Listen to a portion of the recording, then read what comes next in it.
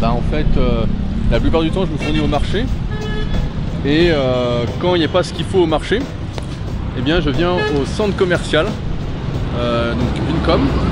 C'est tout petit, tu vas voir, c'est vraiment minuscule. Et c'est là où j'achète vraiment ce que je trouve pas. Donc la dernière fois j'ai pas trouvé de poisson au marché. Donc là je vais voir ce qu'il y a comme poisson pour essayer d'en manger et ne pas manger que des œufs. Donc tu avais vu dans ma vidéo sur mes courses comment je mangeais quand j'étais en France. Et bien ici au Vietnam en fait ça diffère pas trop. Parce que du riz est facilement trouvable. On mange surtout du poisson, de la viande, des œufs. Et puis des fruits exotiques comme le fruit du dragon que je vais te montrer juste après.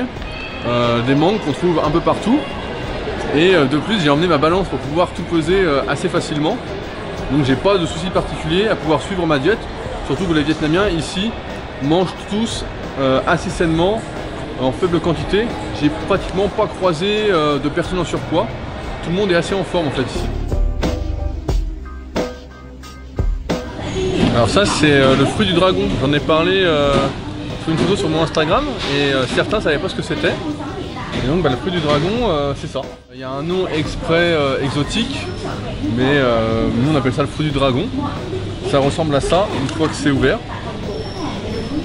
Et c'est vraiment, au goût c'est vraiment très bon. C'est un des fruits que je mange le plus ici. Au marché vietnamien, Cho An, à Da Nang, exprès pour aller manger local. Et puis acheter du poisson pour ce soir en même temps.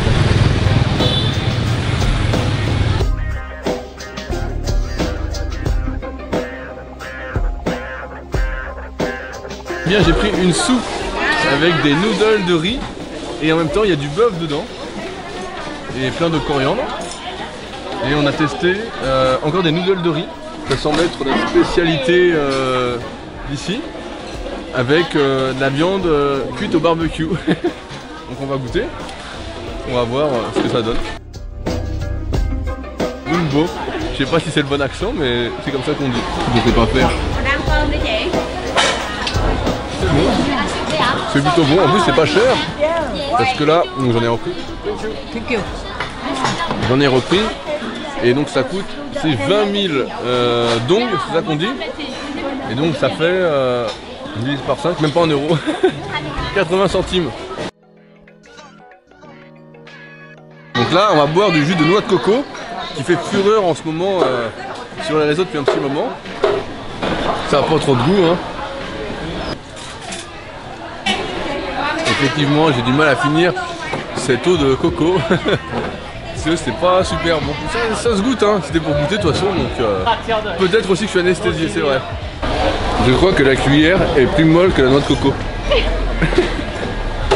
Ça a besoin de sketch. La cuillère va se casser. C'est de l'entraînement hein, manger une noix de coco ici. Fallait dire que c'était bon pour la caméra.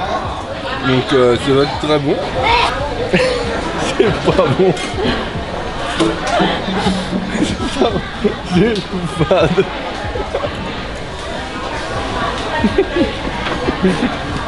On va mentir. Donc voilà, maintenant on va payer les noix de coco. Donc c'était 20 000 dong pièce, soit 80 centimes la noix de coco. On va acheter du poisson pour ce soir.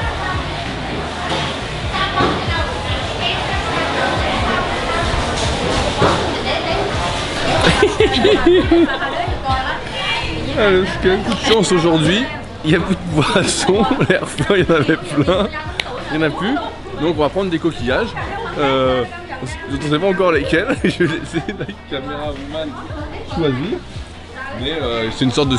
Ici on en trouve beaucoup en fait, comme on est proche de la mer, donc 2 kilos de je ne sais pas quoi, comme coquillage, mais on les a vus bouger dans leur petite caisse. Je parle très bien le vietnamien, figurez-vous.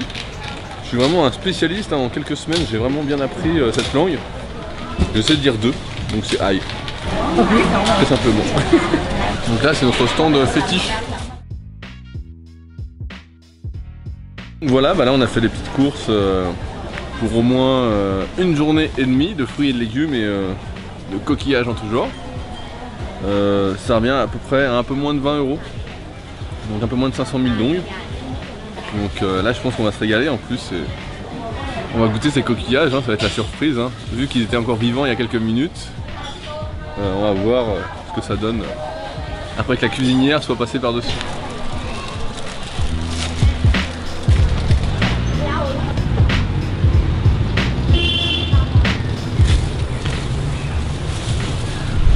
La bilan, je suis complètement plumé. J'ai dépensé au moins 25 € parce qu'on a pris aussi du café, il y a eu le taxi. Donc là, comme je suis plumé, je vais rentrer, déjà ranger les courses. Et j'ai pas trop le choix. Hein. Et voilà, la suite au prochain rendez-vous. Eh bien, c'est meilleur que prévu. Je m'attendais à ce que ce soit bon, mais pas aussi bon. Je me régale complètement. Donc, en plus avec mon riz, mes coquillages, vu qu'on ne sait pas exactement ce que c'est, et mes légumes. Donc un sans faute pour ce repas plaisir, totalement diète et bon pour la santé. Ici c'est facile de bien manger parce que la plupart des Vietnamiens en fait mangent dehors, mangent à l'extérieur. Et donc quand j'étais au restaurant, j'ai pris essentiellement des fruits de mer. Ce qu'il y a de marrant, c'est que les poissons en fait sont directement dans l'eau et dans leur bac que les restaurants ont eux-mêmes, et tu choisis comme ça les poissons que tu veux, les crustacés que tu veux, etc. Donc oui, ici c'est facile de bien manger et de manger assez sainement. Donc aller au resto ici n'est pas contre la diète, même si c'est pas pesé, ça reste là très sain. Surtout que tu peux demander, ils sont beaucoup à manger à la vapeur, sans sauce, etc. Donc plutôt facile. Il semblerait, selon l'histoire qu'on m'a racontée, que c'est les Français qui habitaient ici avant qui ont apporté le pain et donc malheureusement le gluten aux Vietnamiens. Et là donc on a l'exemple type du carnage, à savoir le pain plus les laitages, à savoir la vache qui rit. Mais ça on en trouve donc un peu partout, dans toutes les rues. Donc je vais faire un petit point sur les suppléments aussi parce que beaucoup m'ont demandé les suppléments que j'avais emmenés au Vietnam. Très simplement, j'ai juste pris mes suppléments santé, à savoir nu magnésium, nu power, nu move, nu curcuma aussi. J'ai pas pris mon supplément de vitamine D, nu LDK, parce qu'il y a pas mal de soleil ici, donc j'ai pas spécialement besoin. Et en même temps, j'ai emmené mes BCA Express parce que ça prenait pas trop de place dans la valise. J'ai évité de prendre des protéines en poudre, etc. Parce que bon, ici c'est assez facile de manger comme tu l'as vu. Donc j'avais pas spécialement besoin. Après, si je dois donner un conseil pour conclure sur ce vlog, c'est que peu importe où on est, il y a toujours moyen de bien manger, de pouvoir suivre sa diète en s'adaptant avec les aliments qu'il y a sur place. Hein. Il y a toujours des gens qui mangent assez santé dans n'importe quel pays, et surtout là au Vietnam, hein, il y a vraiment, je sais même pas si j'ai croisé une seule personne en surpoids depuis que je suis ici. Donc c'est encore une fois une question d'organisation et puis de volonté de bien faire comme d'habitude. Toujours faire du mieux qu'on peut pour sa santé, pour son bien et pour atteindre ses objectifs. Sur ce, je vais aller ranger les courses et puis à bientôt pour le 3e vlog. Eh bien, nous sommes tombés sur un meilleur vendeur de noix de coco qui nous a donné des vraies cuillères et qui étaient bien fraîches. Et donc au final, elles sont meilleures que celles du marché. On peut dire que là, elles sont bonnes.